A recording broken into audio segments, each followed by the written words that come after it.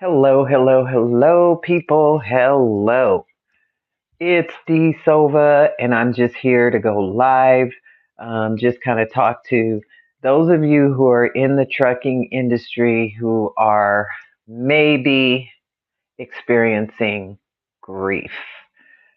This is not going to take very long. I've already uploaded um, a video about, what's going on with my mother. And I don't mind telling y'all, this has been the roughest time I've had in a while. But God is good and He is keeping me strong and keeping my mother strong at the same time. In 2019, she was diagnosed with breast cancer. And for the next year or so, she underwent chemo and radiation. And it was just a really hard time, y'all. Me and my husband were over the road at this time. So we were making it a point to come here. I mean, go there to Louisiana, make sure that she was okay because all she had was us. And so she survived that. It was like 2 years from 2019 to 2021. The struggle was real. And then we decided to um, bring her here because we didn't know why she was sick. She said that her doctors had told her they didn't know what was going on with her, and she was scared she was going to die out there. So we brought her here to Springfield, Missouri. We told her to start packing up her stuff like 2 months in advance. And 2 months in advance, she packed up her things.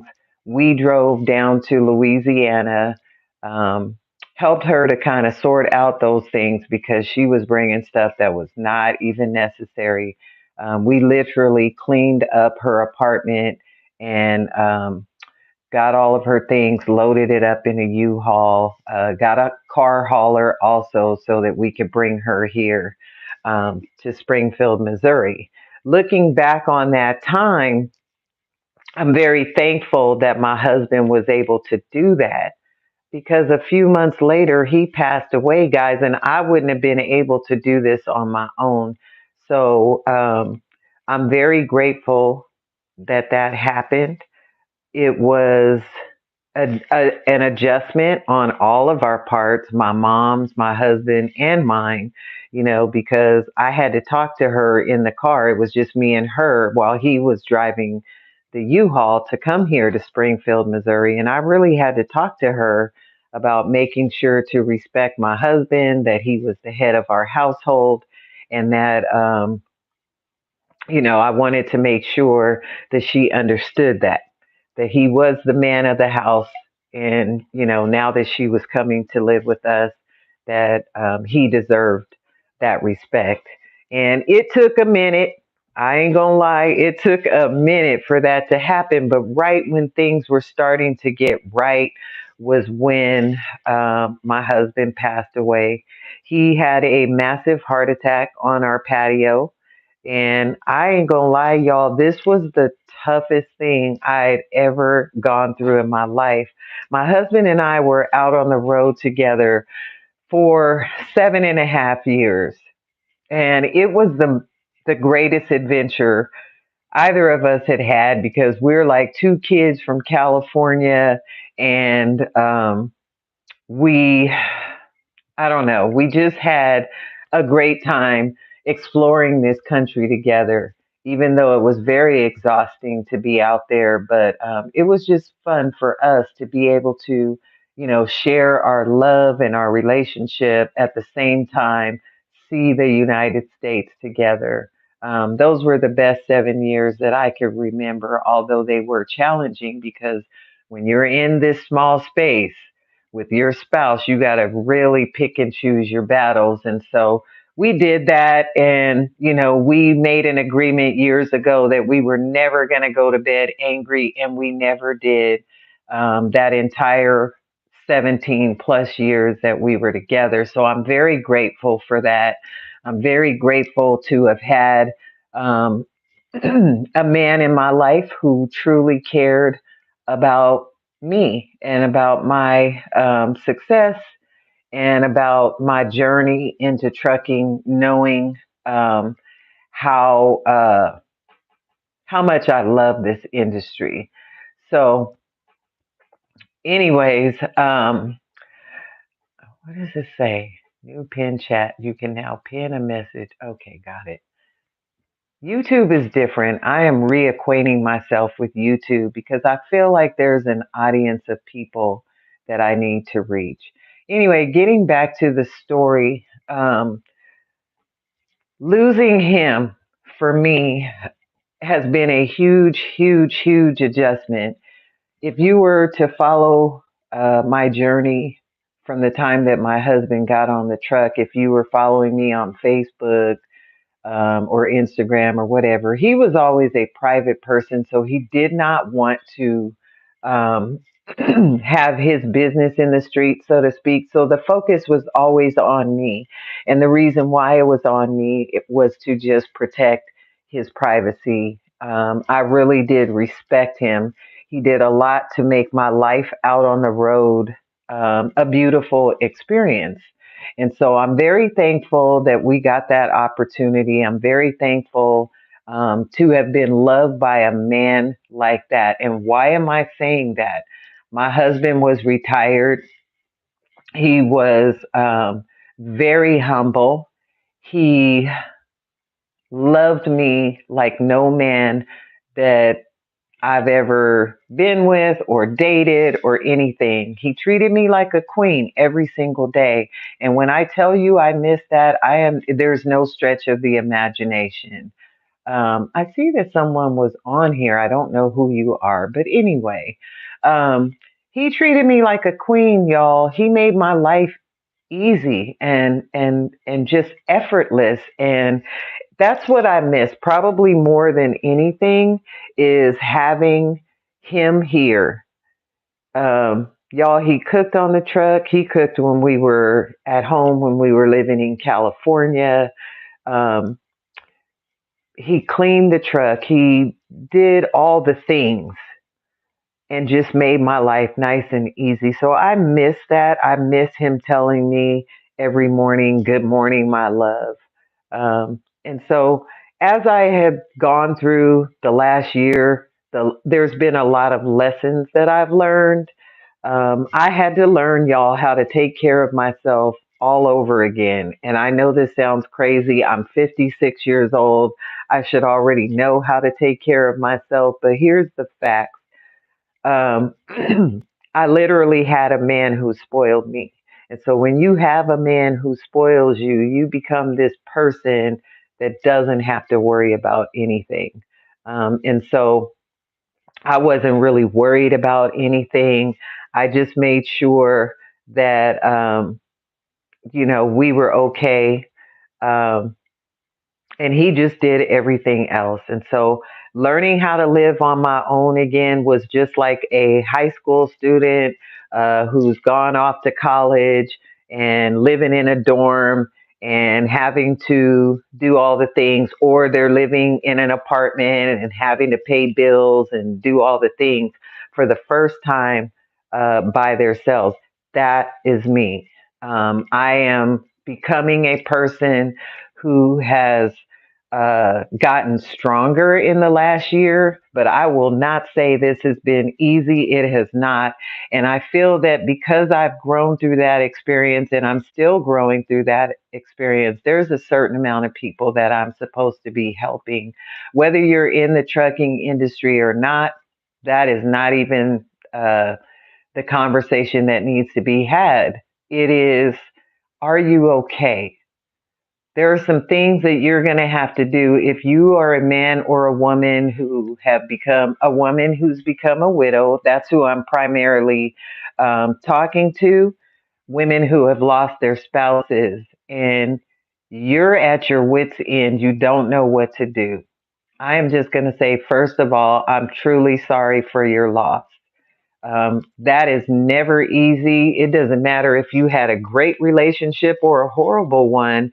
Losing your spouse is probably the most painful thing, um, especially if they're one of those ones that really took care of you like mine and spoiled you and treated you with that queendom status. Now you've got to start over.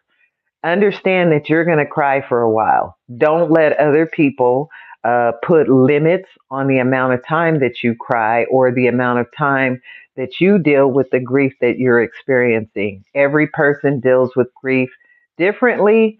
I just happen to have had, unfortunately, the loss of a child almost 20 years ago. And even with that loss, I wasn't prepared for the pain that I was going to feel after my husband passed away. Like, you literally, if you followed me on Facebook, when that happened, when I was ready to open up and go live about this on my page, which was, I think it was later in that day, like I was in shock all day that this happened. And by the way, this is what happened. Me and my husband would get up and have coffee every morning together. He eventually got off the truck. I got off the truck and started using my experience in the training department at Prime. It was a transition that was slow, but it was a transition that now I am fully a CDL instructor, classroom, and I do some pad work, but for the most part, I'm in the classroom working with the students and then helping them to get started before they even get introduced to their trainer. But this morning on March 11th, um, 2022, I got up. Either it's him making the coffee or it was me. This morning, it was me. He had been off work for a couple of days. He had worked for the property management at the place that we were staying. We lived in a huge apartment complex here in Springfield, Missouri. We had a 3 bedroom, 2 bath apartment that was like a small house. Um, and he worked with that property management. But that week, he was tired and he told me he was tired. He wanted to, take a couple of days off with my encouragement. I was like, look, just take some days off and just rest. And so that's what he did, except for while I'm at work over at Prime, my husband is doing laundry, he's cleaning the house, he's cooking dinner, he's doing all the things that he normally would do. And to me, that was not resting. The day before he passed away, he told me that he was having chest pains, and I tried to get him to go to urgent care or go see a doctor or go to the emergency room. And he thought that it was just something that he ate and that he would be fine, had a little indigestion. So he took some aspirin and just kind of laid down and rested that night. So the next morning, when um, I got up, I did the usual make the coffee thing. When I got up, made the coffee, um, I actually started the pot and I stepped outside on the patio because I knew it was supposed to snow that morning. And so he came out a few minutes behind me. I was just standing out there, just, sticking my hand out to see, feel the snow and all that. He came out a few minutes later. I had my phone in my hand and he said to me, "How cold is it?" And I said, I looked at my phone, looked at my weather app. It was WeatherBug at the time. And I said, it's 23 degrees, feels like 13. And so there wasn't very much snow. I said, hey, I'm going to go in and I'm going to get our coffee. I had already set up the pot. It was brewing. It had finished brewing. I had put 2 sugars in each cup and creamer. And all I had to do was go in the house and pour the coffee and, bring out the cup. So I told him I'd be right back. Not even 5 steps into the apartment, I heard 5 bangs on the window. I took 8 steps. I take that back and heard 5 bangs on the window. And I'm thinking, why is he tapping on the window? I just told him I was going to get some coffee, but something told me to go ahead and turn around. I turned around, y'all, and my husband was laying on the ground outside of the patio. So I opened the door and I kicked his foot and I said, "Quit playing." Because we had talked about it just before he asked me how cold it was. Excuse me.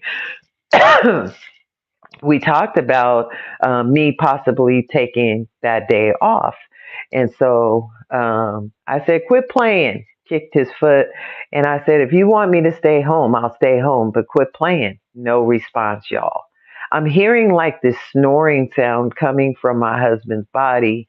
And I didn't realize um, that he wasn't playing. I thought he was playing, making this snoring sound.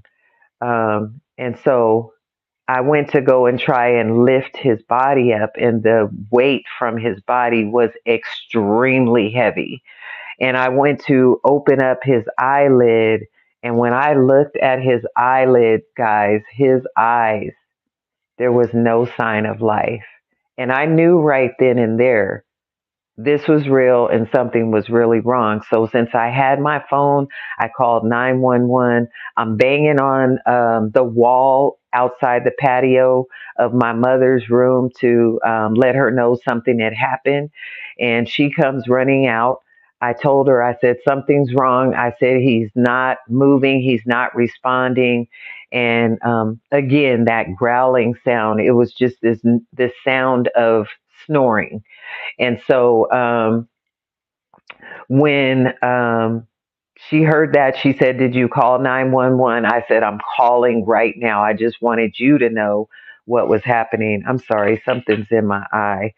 But anyway, so I told her I'm waiting for them to respond. No sooner than that, the person comes on the phone, 911. "How can I help you?" I told them what was going on with my husband and that I didn't know. I said, "I don't think he's breathing." And so the person on the phone helped me to coach me through CPR right then and there. And I did CPR on my husband until the paramedics came. They came within 7 to 8 minutes, and they said to leave the door unlocked. They came rushing in. They pulled him in off of the patio, brought him inside the apartment, and proceeded to do CPR. They hooked him up to the portable monitor that they had, the heart machine, EKG machine. They had hit him with 4 EpiPens, y'all, and they worked on my husband for 20 minutes. Um, and he never did come back. I knew when I opened his eyelid that my husband was gone. And I will tell you the scream that came from me after realizing they had worked on him for 20 minutes. And then there were so many people in my apartment when help came. When they worked on him for all that time, and he never did come back. And somebody said, "I'm going to call it at 5:39 a.m." This was on March 11th of 2022. They announced his name, and then the police officer that was there. He was there the whole time, and he turns to me and he says, "Ma'am, I'm sorry to tell you that on this day, March 11th at 5:39 p.m., William Thomas Sova, um, we are calling it deceased. If you need any help, we've got a chaplain on the way." And they just proceeded to go through this whole ritual, y'all. And I am just screaming out of control because I don't believe that this has just happened. We were just talking. There was no sign other than him saying that he was tired the night before and that his chest was hurting the night before, and him not going to the hospital or urgent care. And so I'm just in disbelief that this is happening. All of this is moving slowly, but it's happening really fast. They called the coroner straight from my apartment, and the coroner did not show up for another 2 hours. They had covered up his body, but prior to all of this, they had to rip open his, he had on a hoodie, and his jacket because it was cold from snowing outside. So they had ripped all of that off, cut it off. And I still have those things. I learned from losing my daughter that if I ended up being on stage again or talking to people about grieving and loss or anything, I needed to have something to show. But anyway, so I saved that.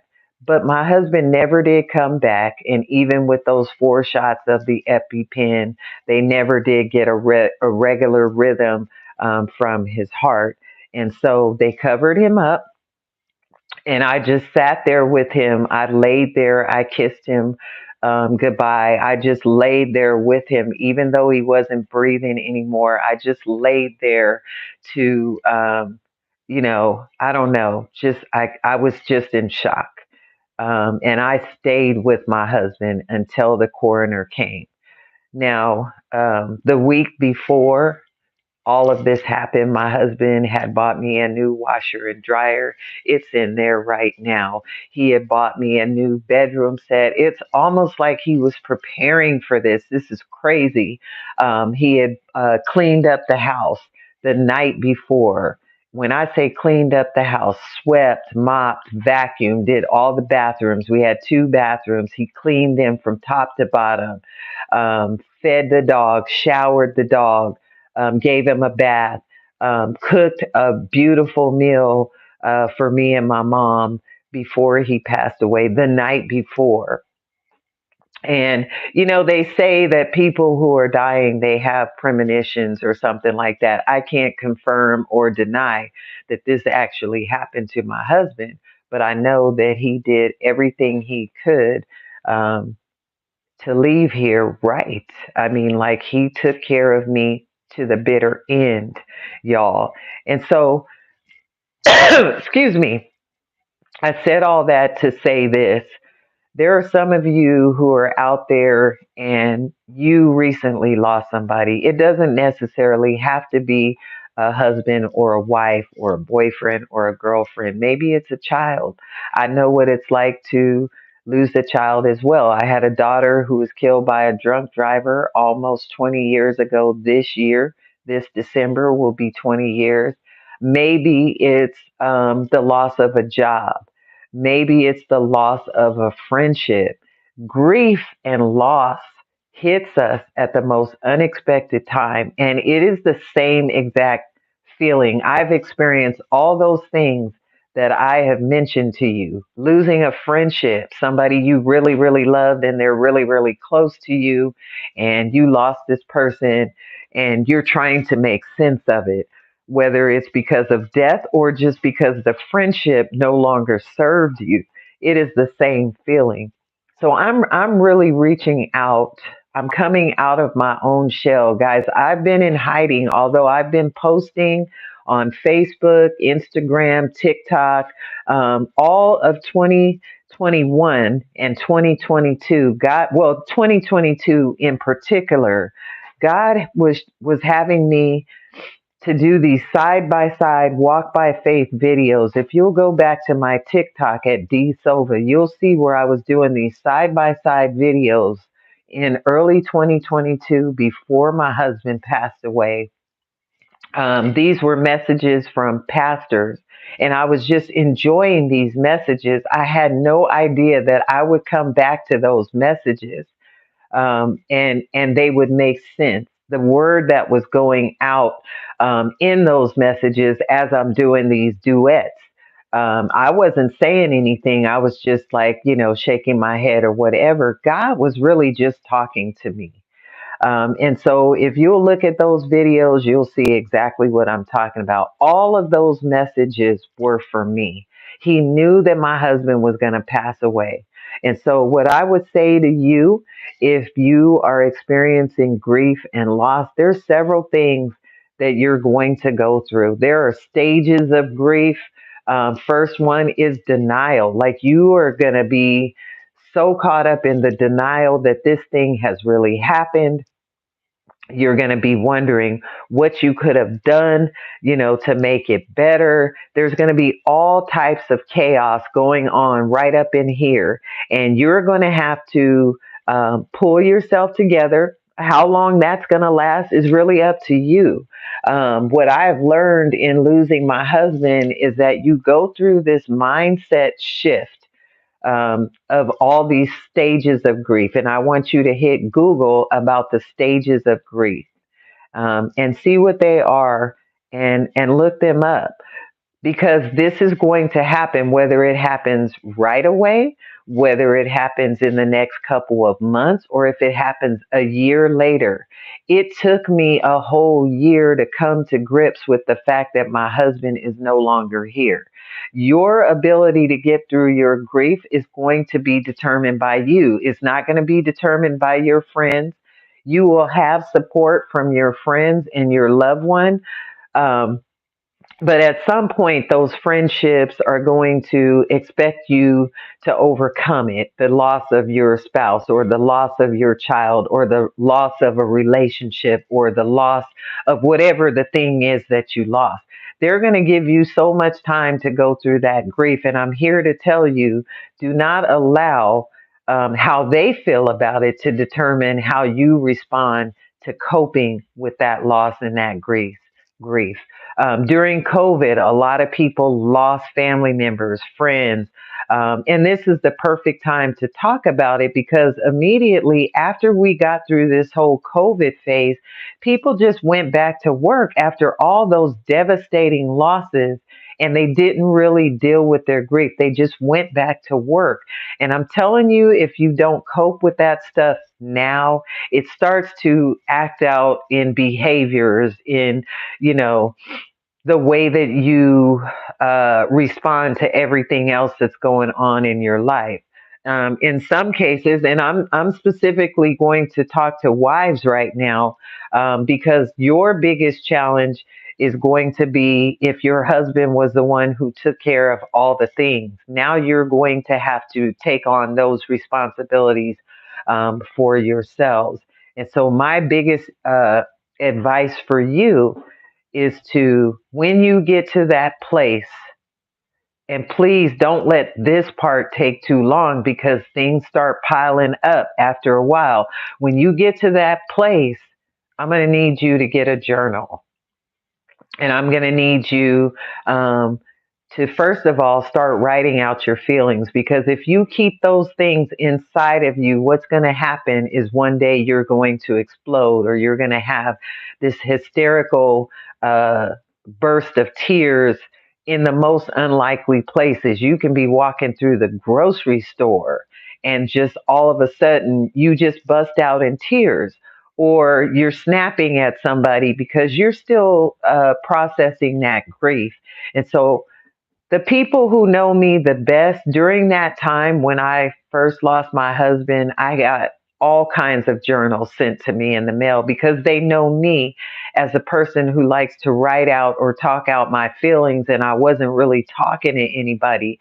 So they gave me an outlet. And so I just began to journal whenever I felt the need to talk about it and I didn't want to talk to an actual person.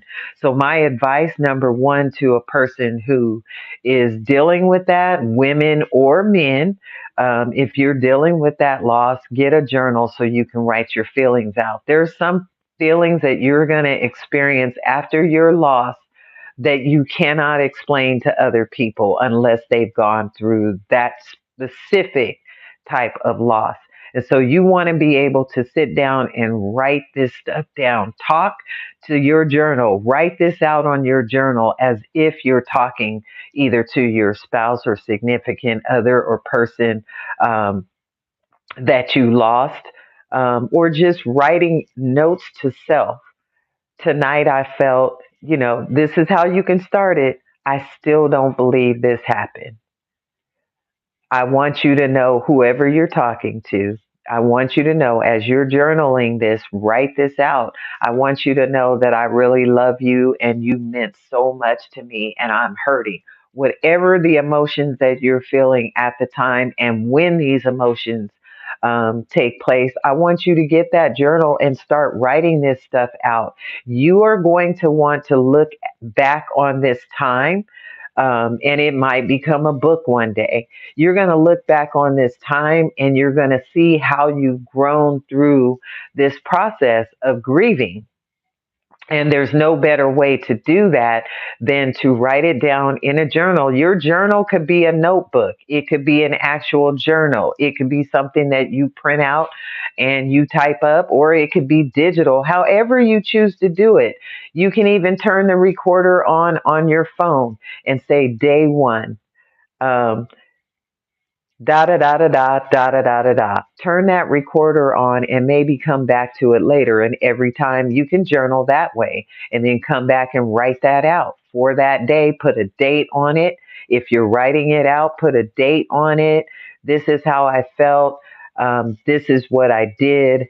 This is how I overcame it this day, or whatever the case may be. You need to document and go back and look at how you've grown through that, because I see growth, which is why I'm now able to come on YouTube, and I'm coming out of the shell of the pain of loss. The denial is over. Now I'm at that progression phase where I know there's things that I have to do. During the course of this last year, I went right into my mother's health issues. So I didn't even really get a chance to grieve the loss of my husband. I had to start dealing with, things relating to my mom. And that was not a burden for me. I knew it had to be done. We are the only family that we have here in Springfield. Now, during this time, I had two brothers, and one of my brother's wives fly out here. After my husband passed away, his brothers came out here and one of their wives. And we just had a great time just going down memory lane. So I had family come out here. My daughter flew out here for a week. I think she was here for 2 weeks. She took care of her mother. And so, if you have that type of support system, get with your support system for as long as you need to. At some point, though, those people have to go back to their lives and doing the things that they have to do, and you can't take those things personal. You just have to deal with you at this point. Because your loved one, if you lost somebody, your loved one has already passed away. So now your next step is to now process, where do I go from here? You've got to get yourself up. You've got to get yourself out of that thing, enough to be able to function and do the things that you need to do every single day to survive. Okay, if your husband was the provider and you're the one who's at home, you're not working, now you got to figure out, if they didn't have a retirement plan or whatever, any type of burial insurance, which my husband did not. I had to pay for that funeral out of pocket. But thank God for my coworkers. They all pitched in and donated money, but I had to pay for that, y'all.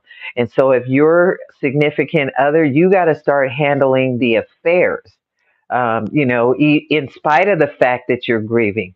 And I apologize for this shaking of my camera, but I'm trying to talk and hold this camera at the same time because I don't have the right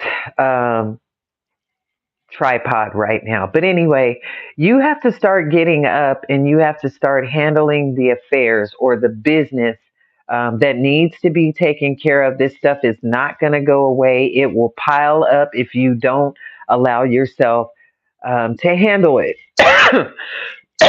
Excuse me. So, first thing I want you to do is get that journal.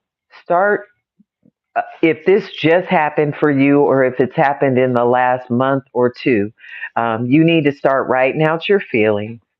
And then once you get to where you're comfortable journaling about this loss and this grief that you're feeling, I need you to get another journal or get one of those 5-page notebooks. And in the next section, I want you to create your to do list. Okay. These are things that I had to learn while I was dealing with my grief, plus being thrown into immediately taking care of my mother's needs. I had a 5-page notebook, but I also had journals for, specifically for the loss of my husband.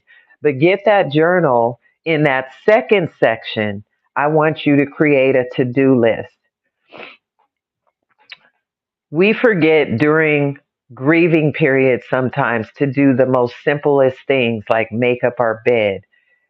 If you're a person like me, I like to wear makeup. Um, I wasn't even thinking about fixing my face. I was just letting my hair go. By the way, my locks are getting crazy long. I wasn't cooking food for myself. I wasn't, um, I was sitting and moping. The first month was really, really hard, y'all. I just was just stressed on a regular basis. And so I need you to take in that second session of your journal, I need you to write down this to do list. And it doesn't mean that you have to hurry up and get these things done, but you need to write a to do list of all the things that your husband covered and took care of. Okay. Whether maybe he wasn't the cook of the house like mine was, I had to now start writing a grocery list. What were the things that he took care of? He took care of the car stuff. He took care of the getting it to and from the shop. He took care of cooking dinner. Now I got to go grocery shopping. I got to learn how to meal prep all over again, like a new uh, college student living on their own for the first time. I had to start walking the dog, whereas this was something he did every single day. I didn't have to worry about it. I just got to play with socks, y'all. My husband, I had to take him out 3 times a day, come home for lunch, make sure I take him out, feed him, and get him out of the house so he wouldn't have any accidents in the house. And he did not do that. I had to take care of the bills that my husband took care of, but now I've got all the things on me. Um, I during the funeral planning, I had to go down to a mortuary and talk to the funeral home director. That was not comfortable at all. Thank God my mother was there with me when I did that, and sit down and plan for this funeral service. How was I going to accommodate his family when he got here? After the funeral was over, um, getting my emotions in check and getting our household affairs in order. You need this list so that while you are coming through, you can glance back at your notebook and start realizing things that you need to take care of. Because if you don't take care of this stuff, it is going to pile up. If your husband was the caretaker and he took care of, or your wife, if this is a man that's listening to this conversation, or significant other, if they were the person that took care of certain things and you just let this stuff go, now you've got all these bills just piling up. You have got to make this list, okay? I promise you, you will thank me later. Even as hurt as you are, I was hurt. I promise you, I was there. I know what that feels like, but you still got to handle your business. Um, and so once you get to the place where you're handling the business, you're journaling now. The thoughts that you're having, the emotions that you're going through. You may need to see a counselor. I have a counselor that I go and see. This is why I'm able to sit here and talk to you live right now, is because I've been working through a counselor. I've had to learn some things. There were some choices that I made in this last year that I can't take back. You know what I'm saying? Things that I could have done a little bit better. Things that might be considered wrong. I didn't talk to people the right way. I wasn't making myself available for everybody because I was so absorbed in my feelings. I don't know if that's the case with you, but whatever the things are, you know that you need to sort out. Do not get so caught up in your feelings that you're not able to take care of you and handle your business. Doing simple things like showering. That's very simple. You know, taking care of your personal hygiene. Women, we know what we got to do to take care of that, but depression will cause you to not do things that you normally would do, or sometimes it would cause you to do things that you didn't normally do. And now you're wondering, why am I doing this? What is going on? I know during this time, I was becoming forgetful, y'all, because I was so caught up in the pain that I was feeling. So I don't want to overwhelm you with what I'm talking about right now. Everybody deals with grief differently. You may or may not have these signs or, these things that you are experiencing, but I am talking to those who are. You know who you are. You know where you are. You've gotten so engrossed in your emotions that it's clouding your judgment. So if you're one of those people that need someone to hold you while you're going through this journey, I'm availing myself through these videos. I'm now coming out of my depression. I was depressed. I lost some of the weight that I lost, y'all, was because of stress, but the other is because I started a whole new routine of walking and just working on me in this last year, and specifically this last year, because I knew that I can't bring my husband back. You can't bring your person back, whoever they were, whether it was a spouse, a significant other, a child, a parent, you know, a family member, a close friend, whatever it was, you cannot bring that person back, but you can work on you. And so I'm here to coach you through that as often as I need to pop in. You'll see all types of videos on my page, but understand at the heart of who I am a person who cares about people. And I don't have to know you personally to be able to help walk you through this journey. I've had 20 years to process the loss of my daughter. She was killed by a drunk driver, so I got involved with MAD back when I was living in California, and excuse me, MAD sent me to high schools to talk to teens about drinking and driving, and that was my therapy, being able to talk about it. This is the next level of my therapy, is talking to all of you who are going through grief and loss.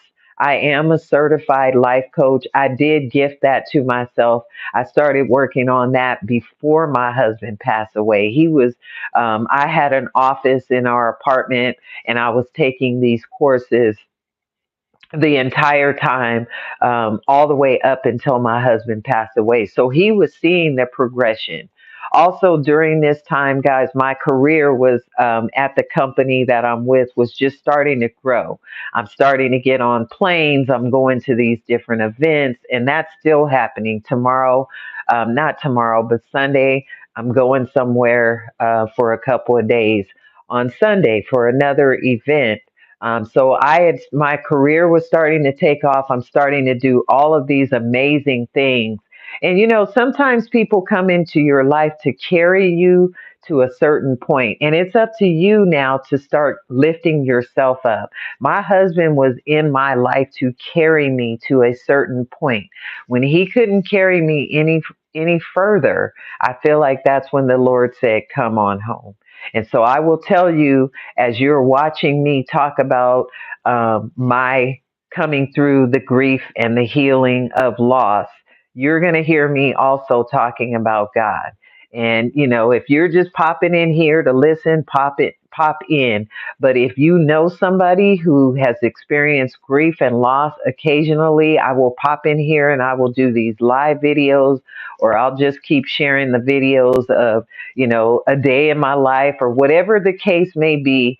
But please share this video with other people that you know that have experienced loss, because I'm going to be coming in. I'm going to share this. I am going to walk people through this.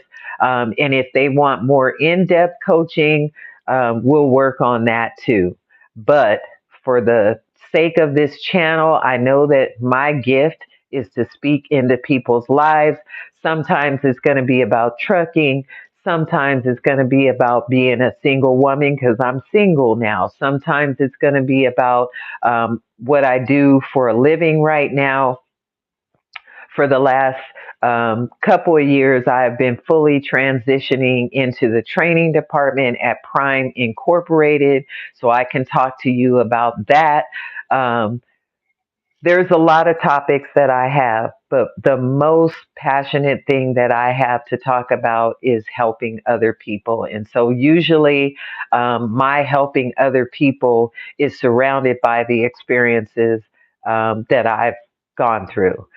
Keep in mind that I have been in the trucking industry for 32 years, so there will be plenty of conversation about that. But the majority right now, as I'm coming through my own um, experience with grief and loss, you will hear me talking about that. So if that's not for you and you know somebody who needs to hear it, please have them lock in on my channel. You can find me here on YouTube under Trucking Divas Rock.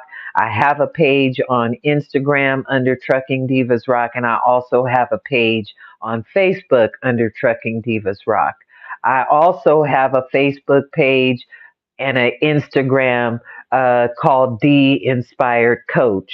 That's going to become more in depth about grief and loss as I go through and overcome the stages of my own grief and loss. Um, so we'll be in touch.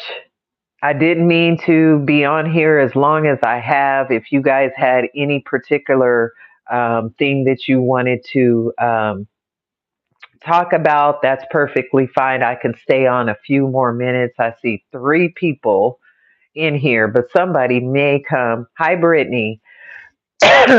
Somebody may come through here, and have a few questions. But I just wanted to kind of give you a brief overview of what you can expect from me. Also, I will say that I have.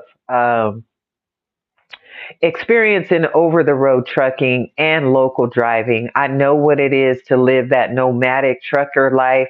And so I can relate to van life, SUV life, bus life, all of that. I've met all of these people in the last 7 or 8 years that my husband and I, thank you so much. They are growing out of control. But I've met all these people in all these different communities, and we've stayed in contact over the years. And so I turned the back of my SUV, y'all, into a glamper because I want to take little trips with my little Chihuahua. He's over there in his cover, so I can't even show you. But his name is Socks. And so the trucker in me is going to need to get out and adventure. And so this too is also a part of my healing, because I was, for the last year, I literally was isolating myself in my home. Okay.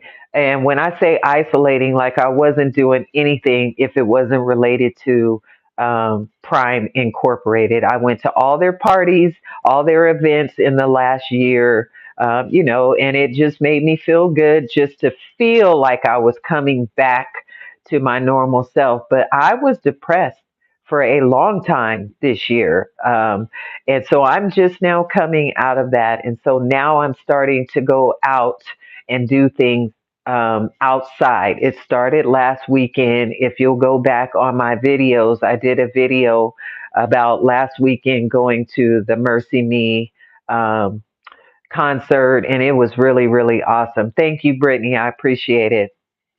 But that concert really, really, really ignited my faith.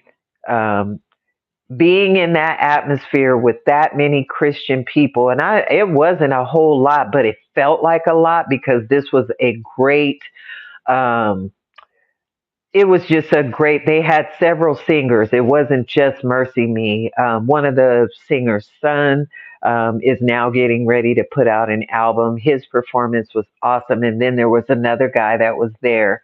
Um, Excuse me, I just keep coughing because somebody at work was sick, and now my throat, I'm gonna have to get some tea. But anyway, that's what that's coming from. But anyway, the concert was really, really beautiful. And when I left there that night, I came right back here. One of my coworkers had invited me. And so it was just great to be around her, her son, his girlfriend, just other people that, not a work related event.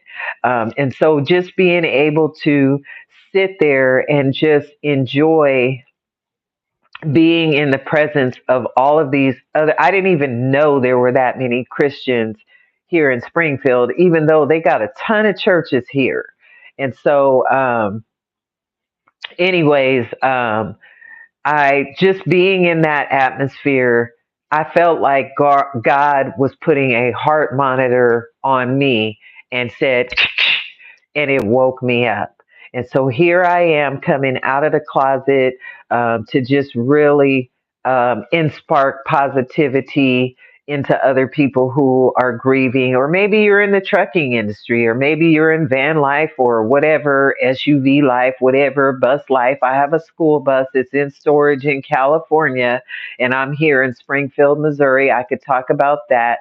There's a lot of topics that I'm going to touch on, but at the heart, because I'm healing, through my own grief, you will hear about that. So, anyways, I didn't want to take up a lot of time in this first live that I've done. I feel good. For me, this is progress because I am the type of person that I always share my life. And so, for the last year, coming out of hiding, um, and just being able to open up, that has always been healing for me. And so, that's what you can expect more of. The videos will sometimes talk about what's going on with my mom also. So if you know somebody, like I said, who is going through it and they need a coach, just let them know, hey, you need to watch, Trucking Divas Rock. I'm not going to change the name because I still have my CDL. I still work with people in the trucking industry. I'm an America's Road Team captain through the American Trucking Association.